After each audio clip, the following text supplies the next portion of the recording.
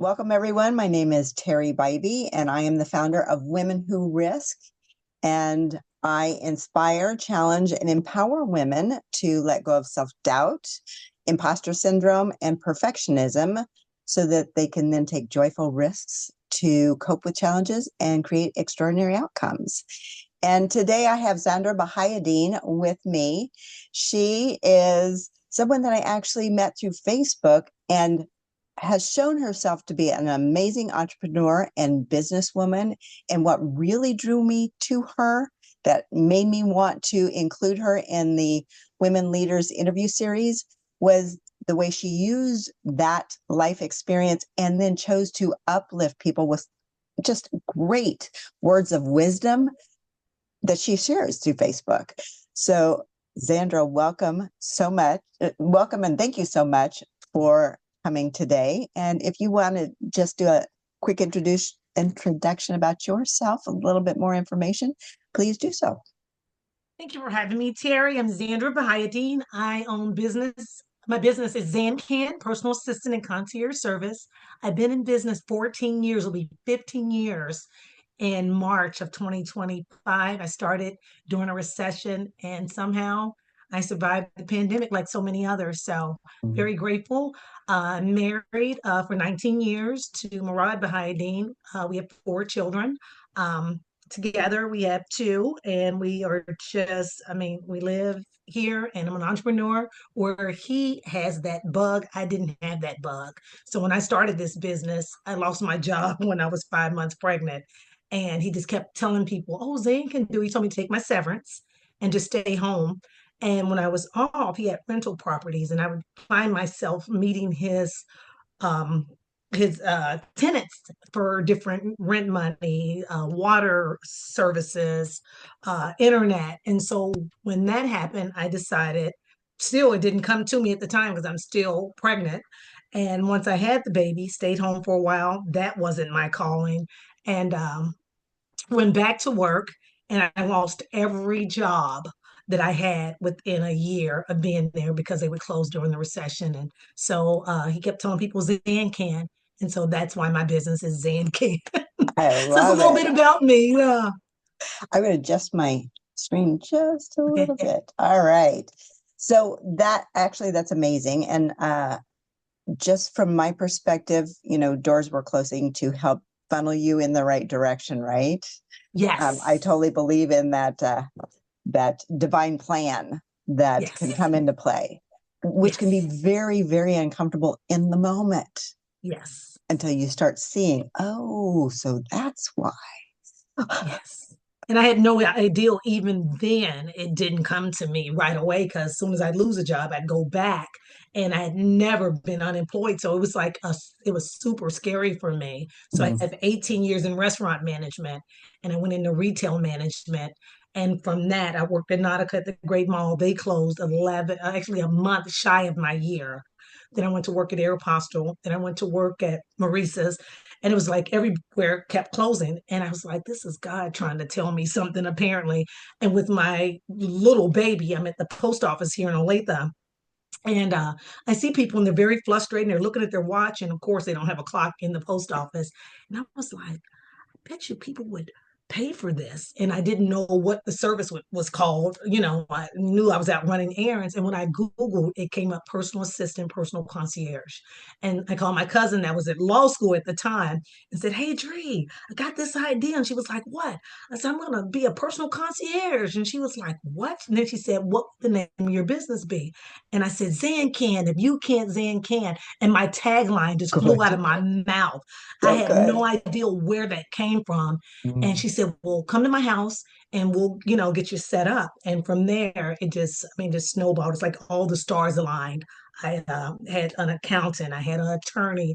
And so everything was just set up, but I had no idea how to run my own business. That was trial and error. I get that. And actually, that's probably leads into my first question. So you've kind of talked about it, but I'm going to ask anyway. So Yes. what inspired you to take joyful risk in your career? Kept losing all my jobs, but at the same time, I wanted to be home for my children and being in business and in restaurants and retail, there's long hours. And so I had Mhm. two kiddos at the time that were in school and one that was not. And so I knew I wanted to be home to care for my kids and attend play groups and attend school plays and luncheons, and that my schedule just didn't allow that. And then my husband works just as many hours as I do. He's been with UPS for 38 years, and so he drives over the road. But it's just our schedules were just 50 plus hours a week each. And so that's what really was the driving force in me being an entrepreneur, is just freedom to create my own schedule. Yeah. And Yeah. it is wonderful to have that freedom. Yes. And then you also have to be your own boss. Darn it. Yes. Yes. And you wear a lot of hats starting out too. And I You didn't know that. Like I do. said, I didn't have the first clue. My daughter, that is now 26, was 12 at the time. She was pretty much my first unpaid employee. Yeah. That's good to have those, right? Yes. What would you say would be the most significant risk you've taken? Whether it's personal, business, and what was the outcome for that risk? The biggest risk I'd have to say is stepping outside of my comfort zone and starting a business that no one knew anything about. People had never heard of a concierge service here in the Midwest. And I literally had to do a lot of research. So after I put my kiddos to bed at night, I would be online finding out where these concierge services were located throughout the United States and reaching out to people who had them and just asking them questions because the materials were so dated. Like I still have a book here somewhere in my office, and it was like, how to start a concierge service. And the book is so dated. It told me to go put flyers up in the laundromat. I'm like, nobody in the laundromat is going to be able to afford this. And so just very dated information. So that would be the biggest risk, is just starting a business that was unheard of and asking people to believe in me and what I was going to. And I thought everybody was my client, which they were not. And so Right. just that was the biggest risk, is starting a business that I had no idea who my target market was. I had no idea how to run a business. And so just everything was a risk. Understood. So, looking back at that, knowing you had to basically create not just the business, but create an understanding of what you did with potential clients. What did you do as far as, as a new business person in this sense and an entrepreneur? What did you do as far as marketing that information and outreach and those kind of things? What was successful for you? Facebook has been a total game changer for me because some people don't like Facebook. And for me, total game changer. It was free advertising for me. The majority of my business was built on Facebook and Mhm. connections there. I would go out and I would network. Met some really good connections, and those people have been my tribe and driving force in my business because the same client that I had 14 years ago is still one of my Mhm. clients. And then my first realtor client is still one of my clients. And it just snowballed because she was by herself at the time, and she built a team for, like, I think they ended up getting over 20. She had a really large team. And a lot of people were looking like, how did she build that team? But she was able to do that because I allowed her the freedom to go out and place her signs, fill up her flyer boxes, go to KCRAR and get, lock boxes and things like that, meet her clients and deliver pop buys. And so it worked out very well for her. And so that's how I got, because real estate was not one of my niche markets. It wasn't. I thought everybody was my client, but I thought that seniors would be my clients, busy moms, and I had no, and just anybody. You need errands, choose me, and it was when you market to everybody, you get no one, and that's what was happening to me. Yeah, and I think a lot of, especially new entrepreneurs, have that thought. I had that thought. It's like, but I can help anyone, which there's truth to that, right? But like you're saying, when you spread the energy so wide, the focus so wide, there's no connection here because it's like this, right? Yes. So how did you narrow down who your client is? And can you describe your perfect client?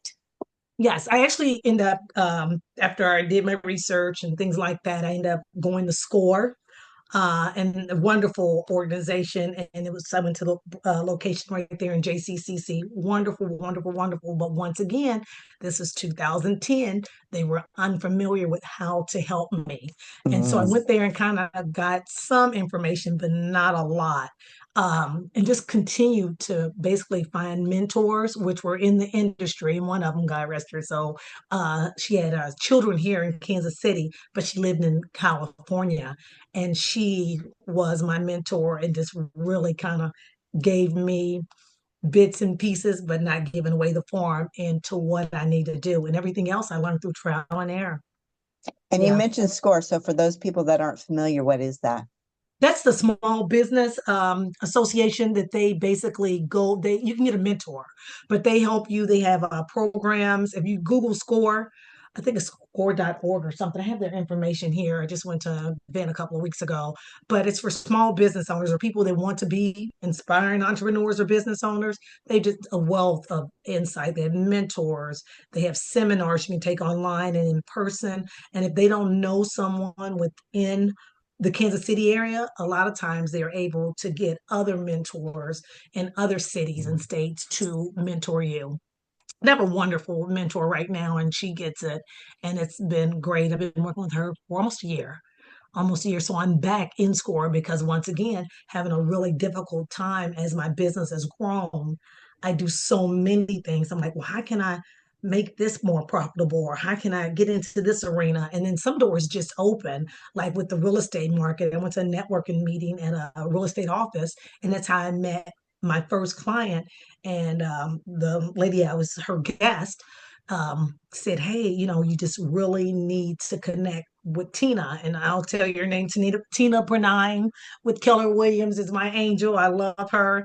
And she introduced me to other agents, but really believed in me when other people did not, because during the recession, people were holding on to their wallets, where she Right. saw the benefit of, if I take those flyers out to that home and that seller sees me, I'm going to be caught up in a conversation for 20 minutes. But if I pay Zan to do it, she's in and out. They might wait, but that's it. What is my time worth? And by her valuing her time, she was able to monetize and grow her business, which is what she did. So, yeah, That's amazing. And yes, speaking of mentors, I think a big part of what I'm aiming at in these interviews is through the interviews, how can we yes. mentor other women? So from that perspective, are you acting as a mentor for others at this stage? I have a couple of young ladies they have errand services. One of them is Rhonda on the go, and she always tells me, you're my virtual mentor." And so she'll reach out, and I get calls from people all over the country that once they see what I do, because I market on all social platforms. I got on TikTok, and my kids, you shouldn't be on TikTok. And it was so funny. I was on there less than a week before I got my first inquiry, and just so happened it was a doctor that we had unpacked for um 7 years ago, was going to be Wow. relocating. And of course he didn't have my card, so I asked him, I said, hey, did you get my card? He was like, no, I was working at the hospital and I saw you on TikTok. And I was like, I told my kids. And so it was great because I was able, I had to rub in their face. I said, see, you can get clients on TikTok. But I just got on TikTok and never thought about that platform until I noticed my realtor clients were utilizing it, and I mean doing very well. I mean, they're doing open houses, they're showcasing homes, what you can do to prepare your home for the market, Hmm. curb appeal. And so I said, I can do that and just showcase. So I'm selling indirectly to my potential clients, because we do so many things and people are very visual. And so Right. you do that, and people are like, wow, that sure was that house. I wouldn't know where to start. And a lot of people don't. And we do it with no judgment, and we make it fun. And then we get them to write up Google reviews and things like that. So when people are saying, Mom and Dad really need to downsize, but they've been in that house 50 years, I don't want to go over there. And so we get clients that hire us for that, that we get hired to help relocate parents and grandparents to as they're downsizing to independent assisted living all the time. Yeah. Yeah. Well, and when it comes down to it, I think the message that I'm hearing that we all need to pay attention to Yes. is be willing to risk trying something new, right? Yes. It works Absolutely. or it doesn't work, but regardless, you try. Because if you Yes. don't try, you get nothing. Yes. So Yes. yeah, hearing that, I'm hearing risks right and left is what I'm hearing. Yeah. I And took a that, lot of them. I took a lot of them. And I tell people all the time, do your research. And then I always tell them, and sometimes I say, how did I end up in this industry? This is a great industry. And then I think, I should have did this when I started. And then I said, you know what? I always pray that God will guide my footsteps. And I've met people, and how I got into what I do now with realtors and for realtors is through a friend that I met networking. Actually, she's my friend now that was a home stager. She would hire me to help her deed stage homes. And that's how this fell in. So not only am I working for realtors, I started working for their clients because at one point the realtors stopped calling because the market was flat. In like 2010, I think the market was flat. So they didn't have listings. So I'm like, okay, they're not selling. Why aren't they calling me to fill up flyer boxes and place their signs? And then I called a couple that had been in the industry a long time. And I said, hey, can I come sit down with you? I need some insight about mm, why people aren't listing their homes. And the first thing they said was, they don't know where to start. They mm, don't know where to start, and a lot of people are stuck, and then a lot of people feel judged. And so I mean, you have to be very, very vulnerable to let somebody into your space, and that's what we ask people to do every single time we come into their homes. So it was a lot of risk, it really was. And I look back now and I was like, but one of my quotes, even when I started my business and again during the pandemic, was faith over fear. And so I mm. always choose faith over fear. And then one of my quotes is behind me: when you change the way you look at things, the things you look at change. And so Yes. I go with that every day too. I'm like, okay, what am I looking at? I'm like, oh boy, this is a mess. And then I look up at my quote on my wall and I said, this is your why. And that's the other thing. I define my why. And what is your why? My why is I want people to be able to be in their homes and be comfortable if that's what they choose to do. But sometimes we work with clients, like my first client doesn't have any children, never married. And I met her when she moved to Kansas and she was getting ready to undergo chemo, breast cancer. And so long story short, she hired me. And I'm just like, I meet so many people that have no family. So there's Oh, nobody to yeah. help these people. And so that's my why, is because I'm like, people need to move. They don't have the help. And we have a really good team and we enjoy what we do, you know? Mm. And so that's I think my biggest why is helping people. I love to be of service. I've served, restaurant management, you're in service. And my last 8 years was spent at Hometown Buffet, which was formerly Old Country Buffet.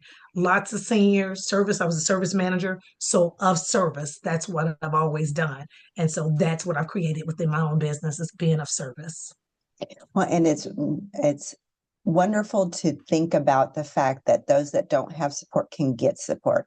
And Yes. yes, it's a paid, um, I'm going to say paid program. That's not Yes. exactly the right Yes. term. But what it amounts to is it gives them that sense of peace, support, and in a sense, family Yes. have their own. So I think that's a Yes. beautiful thing. Yeah.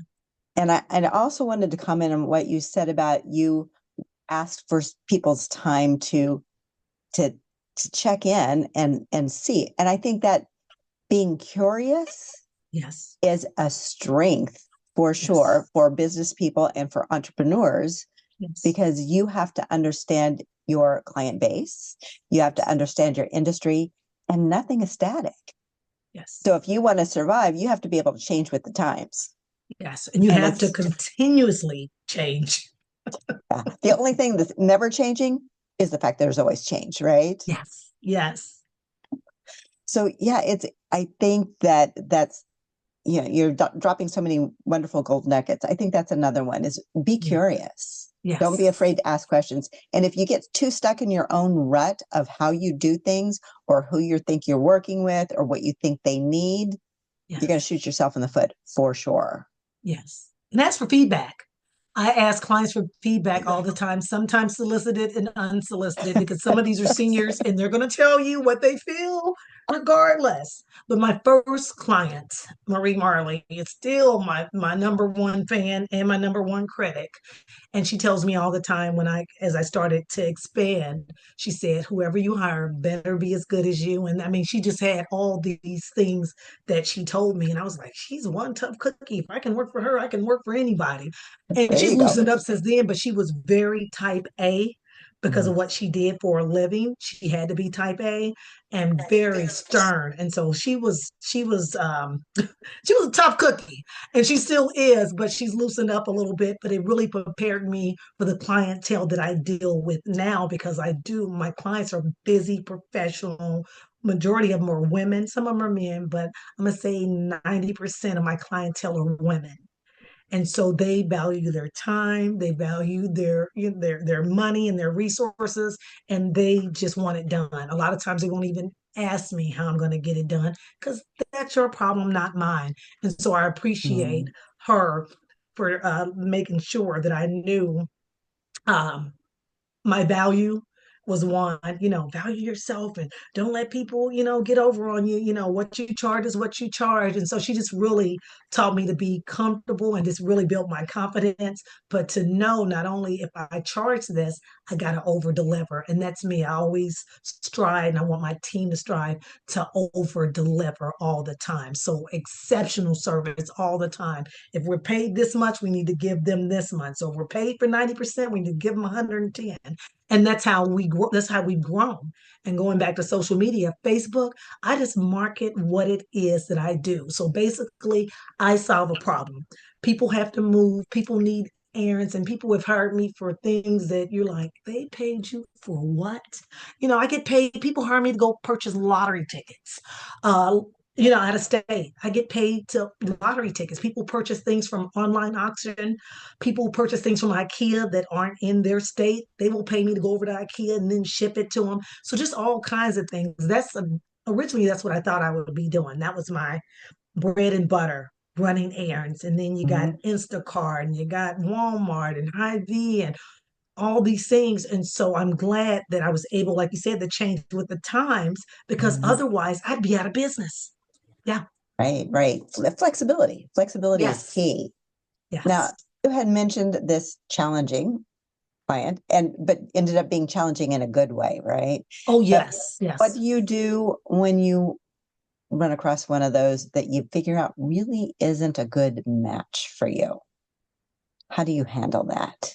That's a good question. Now, I just had one a few weeks ago and it was very challenging. And I'm like, you know what?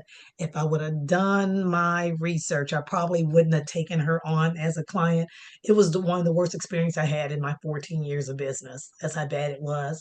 And now and I do like, I'll talk to people over the phone, but if I'm going to be working in their homes or working in their offices, I go out and I meet them. And I can tell usually by the energy if we're going to be a good match. Mm. And if we're not going to be a good match, I thank them for thinking of ZanCan, and I decline to do business with them. And it just has, I mean, I used to be a people pleaser. And now I'm Mm. just like, it's just not worth it. The Right. headache that you go, and it's like one of those things, no good deed goes unpunished. And I've had a couple, just maybe two or three in my 14 years of business. Which Yeah. isn't bad, right? No, Percentage no, wise, that's not bad at all. And no. it's and just to be clear, it's normal, right? You're Yes. not going to be a match for everyone, and you're not always, as a business person, going to make the right choices when it comes to the people coming to you, Yes. especially if you've not yet focused down who is my true client. But even when you have, doesn't mean that you might not have someone come along that Yes. you find out in the midst of things that they're not the best match for you. So I think the key is of that particular thing is know when to, in a sense, cut your losses, right? Yes. Because you could struggle through it, but then might end up being a bad experience for you and the client. And maybe Yes. sometimes it's worth that, depending on what the situation is. But being able to, and I think my sense about you is that you would speak it from a place of love, that Yes. you would decline, you would move on, but it would never be a place of contention, No. but rather like I'd love to support you, and my way to support you today is I have maybe somebody else in mind, or Yes. something of that nature. Yes. And I always try to offer resources. If I can't be of service to people, I build really good relationships and good solid foundations. So even for the services that I don't offer, like I don't offer house cleaning, but I have a couple of house cleaning companies that I work with, amazing. I offer, landscape and handyman and plumbers and painters, just anything. But if they wanted a service of mine and I could not help them because maybe I don't have time to run errands, I have a couple of people that I know I can trust that I can refer that business to. So I always try to be a resource, whether they choose to go with me or not. I really do. Yeah. And being discerning on who it is that you've kind of gathered on the outskirts of your Yes. team. So it's Yes. not just, yeah, not just anyone, right? Yeah. No. So, yeah, really, really good points. Yes. So, from the perspective, we've had such a good conversation. I'm going to go back to some of my questions. Yes. From the perspective of all these things that you've worked with and dealt with, how do you overcome feelings of fear or self-doubt when you're taking all these risks? I spend a lot of time listening, and 'cause I'm in a lot of homes, and a lot of times we're working independently. I listen to a lot of podcasts. And so before I leave my house every morning, I take an hour for myself. If it's nice outside, I'll sit outside in my egg chair and I'll swing on our deck. Otherwise, I'll sit here in my office. But I always start my day off with a moment of mindfulness, and then I always go back to my why. But I have, words of affirmation, but I listen to podcasts, motivational podcasts all day long. And a lot of them are designed for women entrepreneurs, and I listen to those repeatedly. But most of the time, I will go within and I will pray, and normally I'll get some type of answer, like the team members that I have. They just, I mean, I don't go out and say, hey, I'm hiring. I always pray for those team members. And then I may put some fillers or something out. Uh, and so that helps me not to be so fearful, because I'm like, okay, what do I accomplish if I'm fearful? And then I have to think, you made it this far. You started during a recession. People were losing their homes, their jobs. The company that I work for closed 32 stores in 4 days. Four Wow. days, 32 stores throughout the country. All of us were unemployed. And so I'm like, you made it through that. And then when I start losing those jobs, I lost two jobs within less than 2 years because they were closing. I said, and I told my husband after the second job, I said, you know what? I'm going to bet on myself and I'm going to bet big. I said, because I'm not going to let me down. And I haven't. And he tells me all the time, I cannot believe, because people told me that this idea would not work. They told me. And I said, you know what? I'm not going to listen to the naysayers. And I just went and I said, you know what? God will send my tribe. And he did. And I have a bunch of amazing women that pour into me, that call me. They call me, and I can pick up the phone and say, hey, I got this question. Can you help me out? Or things that really bother me, because they're just a diverse group of women, both in industry and ethnic groups. And they just really, and that's the other thing. I belong to some really awesome groups where we can get together. So I have people that pour into me, but I have to think about where I started, where I came, and where I'm going. And if I'm fearful, I'm never going to make it. Right. Yeah. And then Because the other thing too is I had my kids watching. And my daughter, I had one daughter, three boys, one girl, I had my daughter watching, and I was like, I will not let her see me fail. And I haven't. I which is a haven't. beautiful thing. And Yes. I think as women, it's important that we remember that we do have that connection from the standpoint of that intuition that's Yes. divinely driven, Yes. and to remember that and to pay Yes. attention to that, to Yes. to make that connection, because we have it. And we have there, depending on how often you listen, right? Listen to that internal, listen to that Yes. connection.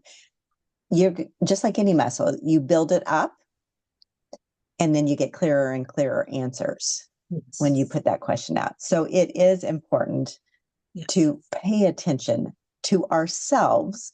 And, yes, we want mentoring. Yes, we want that outside support, because we need those support systems. Yes.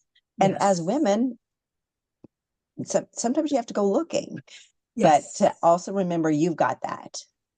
It Yes. comes from within. Yeah. So, And when you sit still, you're able to hear. And I was always, I want to be booked and busy. I want to be booked and busy. And I'm like, I am running like a cat or a dog with chasing my tail. I'm like, I don't have time to do my own errands. My life is, in disarray. Like, and I had to think and go within. But I just noticed when I started taking that hour for mindfulness, my thinking, I got more clarity into where I want to go and what I need to do.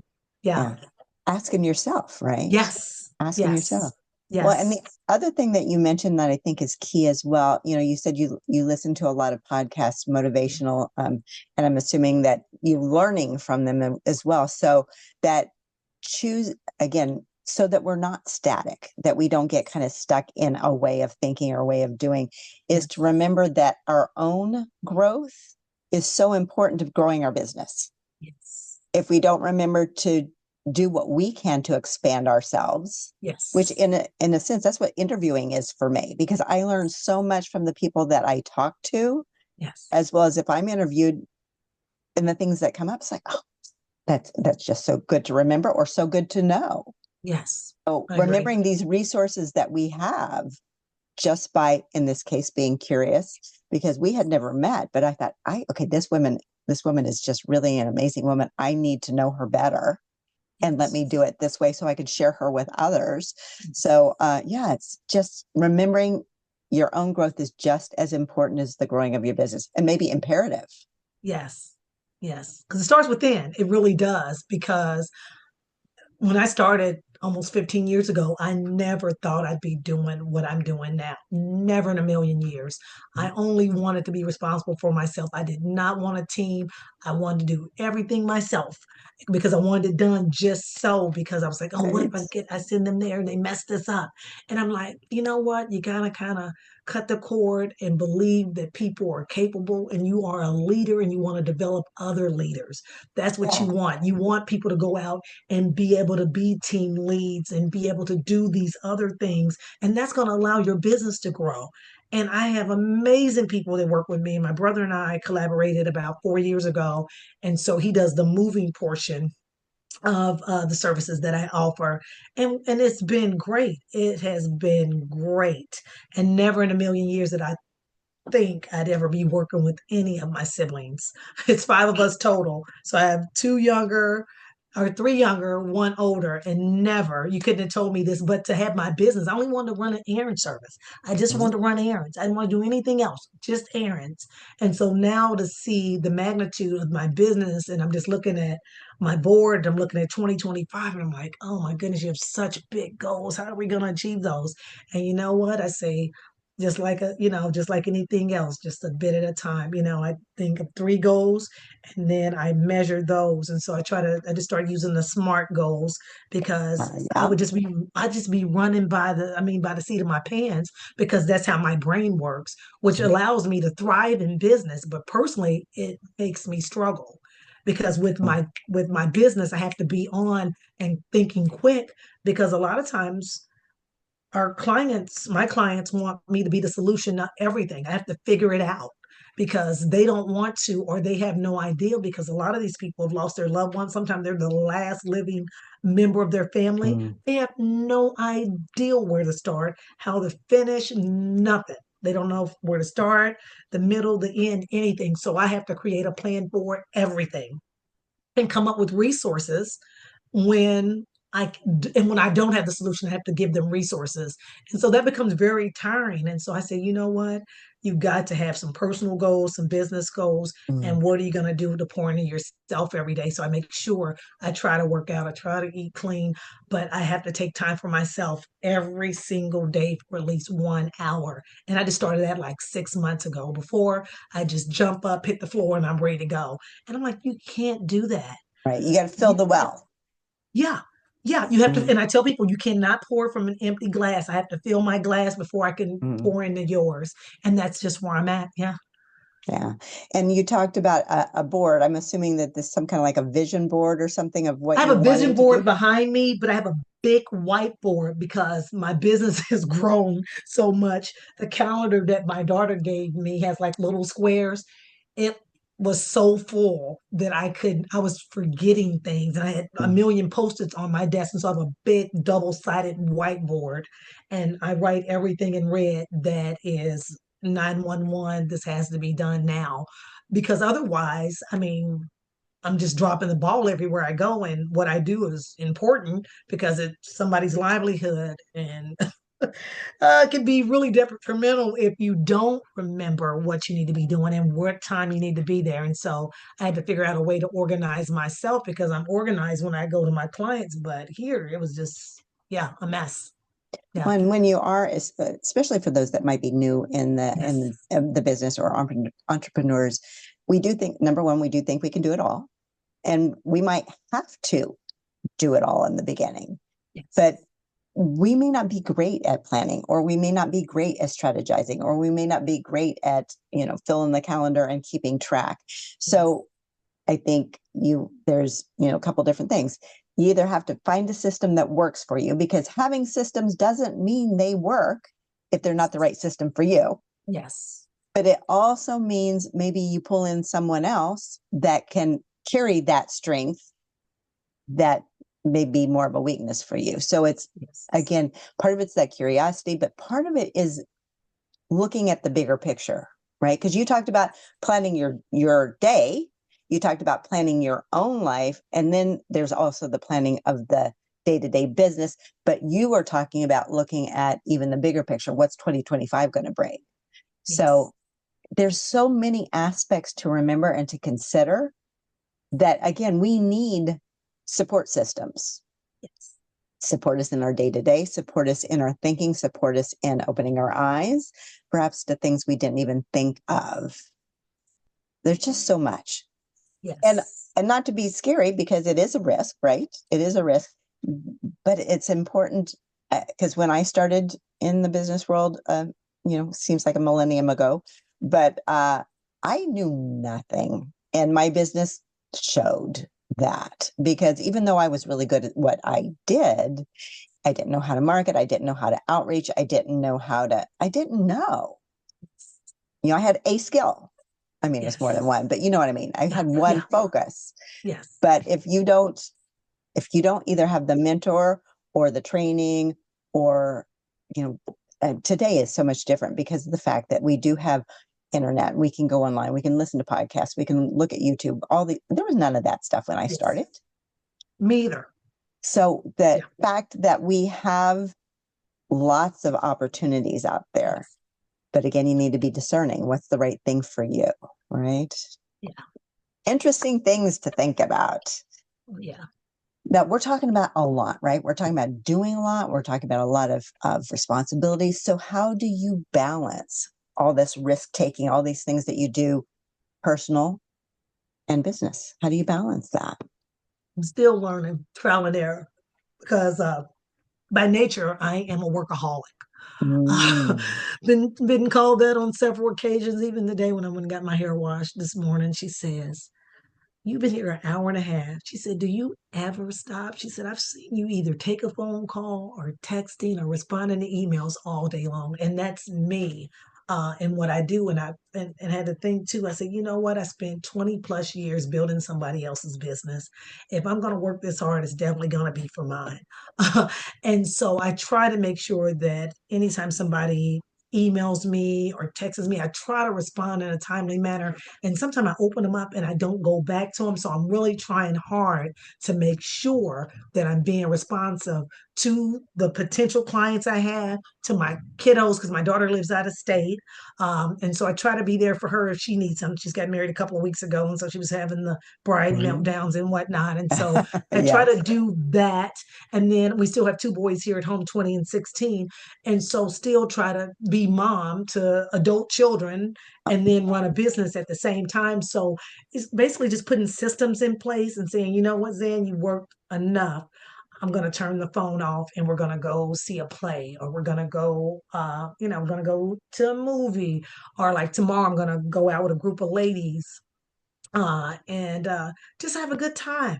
And that's one thing I didn't do. I was saying no a lot.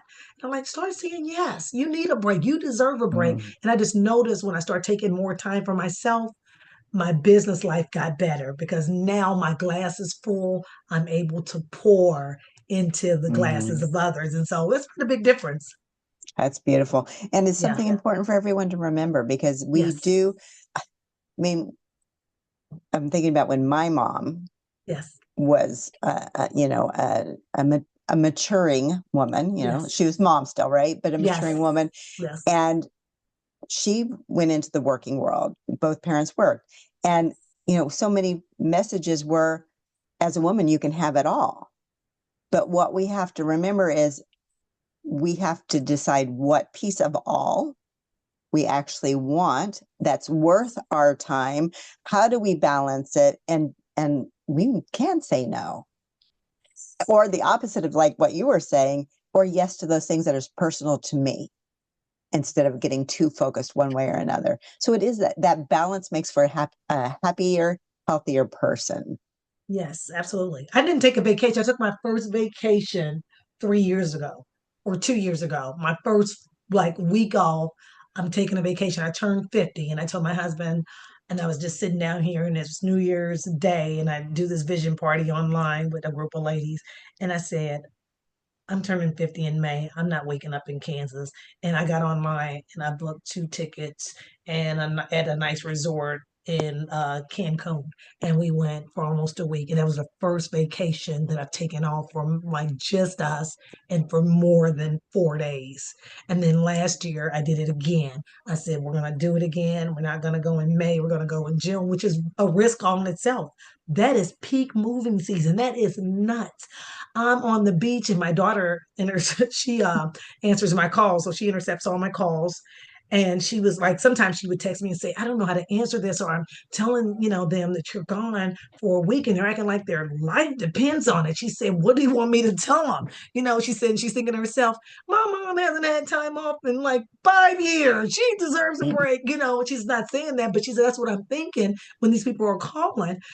Lady, my mom never takes any time off. So that is risky to take time off in peak moving season, which normally is April through October, but May and June, that's the height of moving season. And I'm on vacation. And the first vacation was kind of rough. The second one, I'm like, I am off. I am on the white sandy beaches of Cabo and I am living my best life. I'll see you in a week. And so it's taken me a while to get here to believe that I deserve rest because for I'm gonna say the first 5 to 7 years, I was in grind mode. Mm. Grind, grind, grind. And I had shirts, grind time, no days off, 24/7. I'm like, I don't want to do that anymore. I'm tired. But it took me a long time to figure out that I don't need to grind and you get a better business owner, a better woman, a better wife, mother, sister, daughter when I'm rested, a better friend when I'm rested. But it took me years, and only in the last three years did I realize I deserve rest, and I'm at my best when I'm rested. I think more clearly, so I got clarity, and I'm able to fill up everybody's glass because my Right. glass is full. But it's taken me a long time to get here. Well, Yeah, congratulations on making it. thank you. And I think that you're talking about taking the risk, and part of the Yes, risk is realizing that, what, if you lose some business during that week, it wasn't yours anyway, because you yes, do have to put yourself as priority. And a lot of women have a hard time doing that. So I think this is a great message for all of us to hear. You have to take time for yourself. You have to fill that well. You have to fill that glass. You have to take care of yourself, because if you don't, health issues or burnout or, whatever, that could wreck your business as well. yeah. So You what to saying eat? that that was the other conversation that at 48 I went to see my doctor, just a regular checkup, and she looked at me and she said, if you don't start taking time off, she said, you're going to crash and burn, is what she told me. And that was like one of those aha moments, Mm, because I'm thinking I'm doing the best, I'm like, I'm in decent shape, and she was like, but your blood pressure is through the roof. mm, Just the stress and not taking time off, not sleeping, just thinking I have to be all things for all people. And like you said, if you if you lose any business, it wasn't yours anyway. And that's mm. the other thing, the other mantra that I live by is what's meant for me, nobody can take it. And so if I don't get a job or somebody goes a different route, it wasn't mine. And that's fine because other doors open. And that's what I found. When one door closes, another one opens. And that's my mantra. What's meant for me, nobody can take it. Yeah. Yeah. And if we end up, holding on to what didn't happen, Yes. that possibility that didn't occur, we've closed things off for other opportunities. So it's remembering to open our hands, because as we release, there's our hand ready for the next, right? Yes. So yeah, so many things to think about. So from that perspective, what advice would you give other women who are hesitant to take risks? Whether you think you can or you think you can't. I mean, it's just not going to happen. I mean, it's not going to happen if you don't risk. If you think about it, life is a risk. When you get in your car every day and you drive, that's a risk. You took a chance, you got in the car, there's no guarantee you'll make it home safely. So I just kind of say, if you're going to bet and you have something, if it's an Etsy store, if you want to sell cupcakes or cookies or start a dog grooming business, just do it. You only live once. Live it to the best of your ability. You only have one life and just live it. And if it doesn't work, so what? You lost. Try something new. And that's I mean, I've had a couple of things that I've tried within my business that just didn't go far. And yeah, but just do it. Don't be afraid. Just do it. If not, somebody else will pay you to build their dream. There you go. There you go. Yeah. And it's, mistakes are part of human nature. Yes. And so our challenge and gift is to fail forward. Yes. Okay, so that didn't work. What did I learn from that? Because that's a piece that some people miss. What did I learn from that? How is that redirecting me? So it is and you hear about, Oprah and all these other amazing people that are true success stories, and you hear about how they failed first or multiple times for that matter. So remember, failure is not an end. Failure is part of success. Yes. So failing forward is a great plan. Yeah, it is. Because it's going Forward's to better than happen. backwards. It's better than backwards. And the other thing I Absolutely. believe in too is that when you I mean you have to plan, but if it like you said, if it doesn't work, it's just try something else. But I'm a firm believer in what's for you is what's for you.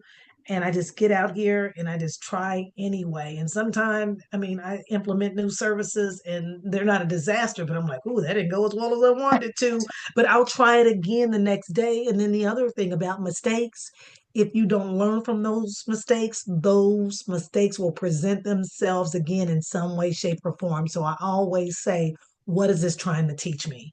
I Mm. always ask myself, what could I have done differently? Because a lot of times you have to go within. Like I have a little posted here on my desk that said, it starts with you. And so that's what I see every morning when I sit at my computer. It starts with me. Like my team can go out and we can do the best job. I mean, just produce, get really great results, but it starts with me because whether we win or whether we fail, if it's great, hey, Zan, go ZanCan. If it's bad, Zan. So either way, good or bad, it starts with me. So I have this post-it that reminds me it starts with me. Yeah. Yeah. And what's great about that particular attitude is you as the leader are acting as a role model for everyone on your team. So what I imagine is that everyone has that perspective of it starts with me. And that is, again, leaders building leaders, right? So knowing that that is the in a sense mission, it's not necessarily your actual mission, Yes. but that attitude is a foundation for everything you do, is going to make a difference to your team and then to your clients. Yes, absolutely. Yeah. So You beautiful want there. strong leaders. You want strong leaders. You don't want a bunch of followers. I need to be able, and it's taken me years once again to get here because for I'm gonna say the first 3 to 4 years, I ran my business by myself. So Yes. if you call ZanCan, you got Zan. Now, when you call ZanCan, I try to be present on all projects, but sometimes I'm not. Mhm. Sometimes I will send my teammate Latasha and a couple others, and they will do a great job. And I will go and I'll do other things because I have some clients that just want me and A lot of times it's more intimate, especially seniors. They feel comfortable when they feel comfortable with someone. And Mm, so I'm the one that they want there. And then sometimes are you going to be here? And I'll have to swing by. And sometimes I have to stay a little bit longer than I want to. But you right. ultimately want to create leaders. Yeah. And what you're doing is building relationship. And that's Yes. why, when you talked about your first client and your Yes. first mentor and that they're Yes. still in your life, Yes. that's because you cared enough to build relationship to make a difference and you weren't just there to do a job. Yeah. And that's a huge necessity in our world today, right? There's too much divisiveness. There's too much, you know, black and white, no gray in the world, or I prefer color, honestly. Yes. Yes. But if it's through relationships and connections and communications that we can build a better world. Yeah. It's important how you make people feel. That is one of the things that we really strive hard for is how do we make them feel? And a lot of times, this is the other thing I have to tell myself if I'm having a kind of off day. It's time to go make someone else's day better because a lot of times when we go in a situation, they're not always sunshine and roses. I mean, they have some really heavy stuff. And I very seldom, I can't wear my heart on my sleeve because a lot of times when we go into these situations, they're already so heavy. Either they're getting a divorce because we work with divorce and we work with the state a lot. And so those are the things that people, it's a loss either way. So Mhm. these people aren't always happy. So when we set out to go to work for them, and then the other thing we deal with a lot is hoarders. And one thing I've found out is whatever's going on in here is going to be in their environment. Right. And so we have to have, I mean, I can't go in, I'm boohooing and crying, and I always tell them, if you trust me, I can help you, just trust me enough to allow me to help you. And they usually do. And a lot of them that I worked for years ago, and my first client, I'm her check-in buddy. Every Mhm. day I check in on her. She texts me. If she doesn't text me by noon, she knows I'm supposed to pick up the phone and call. But every day for like the last 4 years we Mhm. have some type of communication. We try to get together and do lunch. We haven't been able to do lunch in a couple of years because she's now retired. I'm not. And so she wants to get together. She's very type A. So if lunch is Tuesday at noon every 3 months and you cancel, you're going to be sorry. And so I have to just be careful with my time and her time, but it's definitely overdue. It's time to schedule something, but we have communication every day for the last 4 years. And she's been my client. It'll be 15 years in March. That's amazing. Yeah. All right. So we're about at our hour. So I just want to ask, do you have one final thought that you want to share with women that are either getting ready to take a risk or that have been fearful about taking a risk? Just one final thought. My final thought would be to find your tribe and everything that you think you can't, you can. But the most important thing is to find people that pour into you, but you want positivity. You don't want to share your dream and passion with everybody because not everybody's going to believe in you, but it starts with you. So find that tribe and find those women or man, if you're a man listening to this, find your tribe of find people that are supportive and people that are positive. Because on days that you think you can't, those are the people that motivate you to keep going. Absolutely. Yeah. Zandra, it has been such a pleasure to get to know you better and to hear your story. And like I said, I felt like we got tons of gold nuggets for people to think about and to take in and perhaps use in their own lives. So Yeah. thank you once again for your time and for everything that you do being of service. Awesome. It has been a pleasure. Thank you for having me, Terry. I appreciate it.